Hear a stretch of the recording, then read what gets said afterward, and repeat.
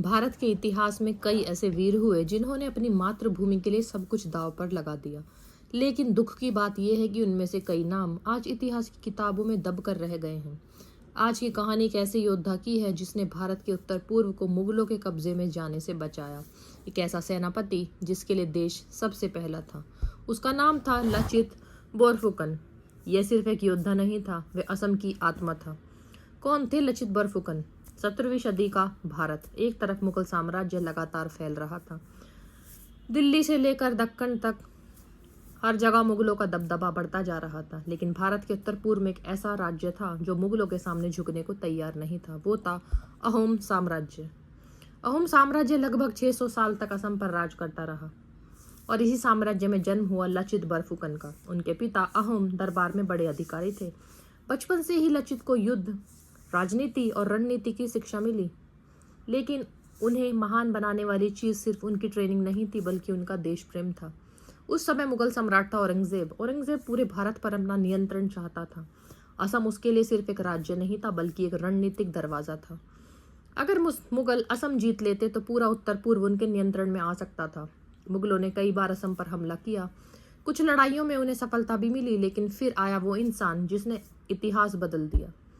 अहोम राजा ने लचित बोरफुकन को सेना का सेनापति बनाया और उनके सामने सबसे बड़ी चुनौती थी मुगलों को असम से बाहर निकालना।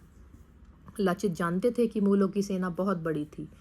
उनके पास विशाल सेना, घोड़े, हथियार और युद्ध का अनुभव था। लेकिन लचित के पास कुछ और था, असम की धरती के लिए जुनून। लचित बोरफुकन अपने अनुशासन के लिए बेहद प्रसिद्ध थे। एक बार किले की सुरक्षा दीवार समय पर नहीं बन रही थी। जिम्मेदारी उनके खुद के मामा पर थी और जब लचित को पता चला कि काम में लापरवाही हुई है तो उन्होंने अपने मामा को भी नहीं छोड़ा। उन्होंने कहा, देश मेरे रिश्तेदारों से बड़ा है, और इतिहासकारों के अनुसार उन्होंने अपने ही मामा को सजा दिलवाई। ये घटना दिखाती है कि लचित के लिए राष्ट्र सबसे पहले था।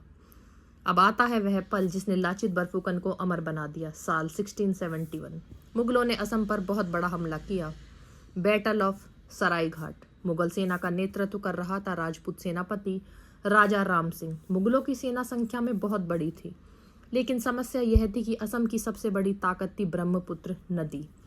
लचित समझ चुके थे कि खुले मैदान में लड़ना आत्महत्या होगी, इसलिए उन्होंने चुना जल युद्ध। सरायघाट का युद्ध सिर्फ तलवारों का युद्ध नहीं था, यह दिमाग का युद्ध था। लचित ने छोटी छोटी नौकाओं और तेज हमलों का इस्तेमाल किया और मुगलों के बड़े जहाज ब्रह्मपुत्र की धाराओं में उतने प्रभावी नहीं थे। अहोम सैनिक नदी को अच्छी तरह जानते थे। वो अचानक हमला करते और फिर गायब हो जाते। धीरे धीरे मुगल सेना कमजोर पड़ने लगी। लेकिन युद्ध के दौरान एक बड़ी समस्या आ गई। लचित बोरफुकन गंभीर रूप से बीमार पड़ गए। उनके सैनिक डरने लगे।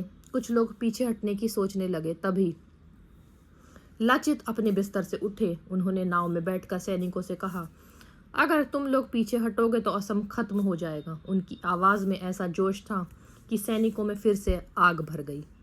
अहोम सेना ने जबरदस्त पलट किया। ब्रह्मपुत्र नदी पर ऐसा युद्ध हुआ जिसने मुगलों को हिला दिया। आखिरकार मुगल सेना को पीछे हटना पड़ा और सरायघाट का युद्ध जीत लिया गया, और इस जीत के साथ असम मुगलों के पूर्ण कब्जे से बच गया। अगर लचित बोरफुकन हार जाते तो शायद उत्तर पूर्व भारत का इतिहास इसी तरह बदला जाता। उन्होंने सिर्फ एक राज्य नहीं बचाया, उन्होंने एक संस्कृति, एक पहचान और एक सभ्यता को बचाया। आज भी असम में उन्हें महान नायक माना जाता है। भारत की सेना भी लचित बोरफुकन को सम्मान देती है। उनके नाम पर पुरस्कार दिए जाते हैं। असम में हर साल लचित दिवस मनाया जाता है। लेकिन दुख की बात यह है कि भारत के कई हिस्सों में आज भी लोग उनका नाम तक नहीं जानते। इतिहास सिर्फ दिल्ली और आगरा की कहानियां नहीं है। भारत का हर कोना वीरों की कहानियों से भरा हुआ है, और लचित बोरफुकन उन्हीं भूले बिसरो नायकों में से एक हैं जिन्होंने अपने देश के लिए सब कुछ दांव पर लगा दिया।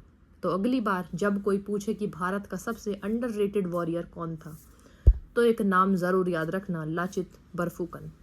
अगर आपको ये कहानी पसंद आई हो तो वीडियो को शेयर ज़रूर करें, क्योंकि भारत का असली इतिहास आज भी बहुत लोगों तक पहुंचाना बाकी है। मिलते हैं अगले वीडियो में, तब तक के लिए जय हिंद।